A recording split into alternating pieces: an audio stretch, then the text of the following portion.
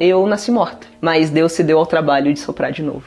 E minha mãe falece na mesa, mas ela infelizmente não resiste.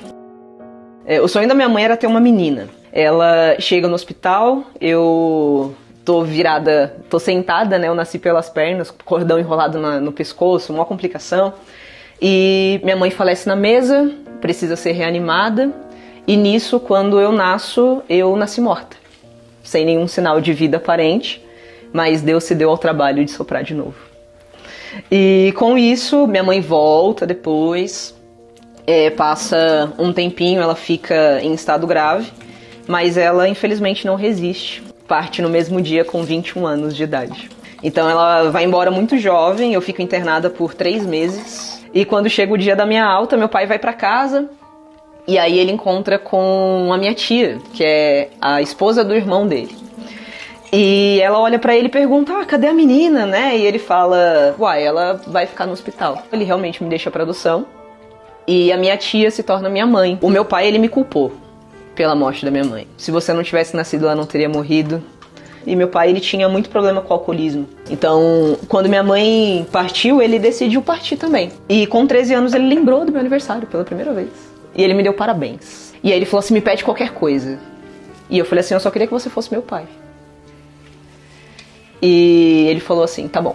E eu jogava futsal, e aí naquele dia, naquela semana ele foi no meu treino, ele foi me buscar na escola. A gente tomou refrigerante de laranja sentado na calçada, a gente comeu bolo de cenoura, eu descobri que era o favorito dele e o meu também. Então eu conheci meu pai, cara, eu tive meu pai por uma semana. Ele realmente me deu o presente que ele prometeu. Mas no outro sábado ele teve uma recaída, ele bebeu em um dia tudo que ele não tinha bebido em uma semana. E ele me chamou num domingo de manhã, na casa dele, era o mesmo quintal, e ele me chamou e ele pediu colo. E ele deitou no meu colo e ele falou assim, eu acho que agora eu posso dizer. E eu perguntei o que, ele falou, eu te amo. E eu fiquei em silêncio, eu não sabia o que responder. E ele falou assim, eu entendo o seu silêncio, porque eu passei 13 anos calado. E aí eu vi que o lábio dele estava roxo, ele estava gelado. E eu cobri meu pai, eu consigo entender que me deixar no hospital foi a maior prova de amor que meu pai poderia ter me dado. Porque tudo que ele tinha ali era raiva, luto, dor, ausência. Ele tinha tudo que eu não precisava. E todas as vezes que ele me culpou, na verdade, era um ato de desespero dele de tentar entender o que aconteceu. Eu consegui entender que não foi só eu que perdi a minha mãe. Ele também perdeu o amor da vida dele.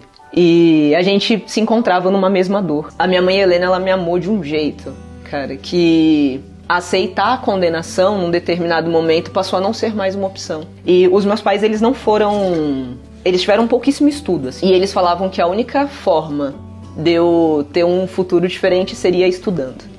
Eu estudei. Eu fui a primeira pessoa da minha família inteira a terminar uma graduação. E depois comecei a voltar a minha formação para esse fundo social mesmo. Já que eu fui resgatada tantas vezes, por que não resgatar? Eu escrevi um projeto chamado Água é pra Todos, que me levou a escavar um poço no sul do deserto do Saara, num país chamado Burkina Faso. E chegando lá, a gente escavou um poço, a gente construiu 25 hortas, a gente conseguiu alcançar 1.500 pessoas, calçando os pés das crianças, levando acesso à saúde. E nasce o Instituto Juntos Brasil. Juntos porque caminhar junto faz toda a diferença. E Brasil porque eu me reencontrei no caminho de volta para casa. Eu tive a oportunidade de, aos 29 anos, ser listada pela Forbes como uma Under 30. Então, eu estou entre as principais lideranças de impacto do mundo. E é muito legal que eu escrevi um livro, né? Ele se chama Quando o Simples se Torna Extraordinário. E eu procurei pela família da minha mãe, 29 anos depois. E eles me contaram que quando ela ia pro trabalho, ela voltava pegando doações de alimentos e roupas e ela distribuía para as famílias que moravam ali no entorno, sabe? Até ela chegar em casa. E ela conversava com um primo dela e ela falava assim, cara, eu tenho 2 grandes sonhos na vida. Um deles é ter uma menina e o outro é ter uma ONG para ajudar essas pessoas que precisam de ajuda. E hoje eu sou a menina da minha mãe que tem uma ONG. Então, de alguma forma eu pude realizar aquilo que ela não teve tempo de fazer, sendo o maior sonho da vida dela.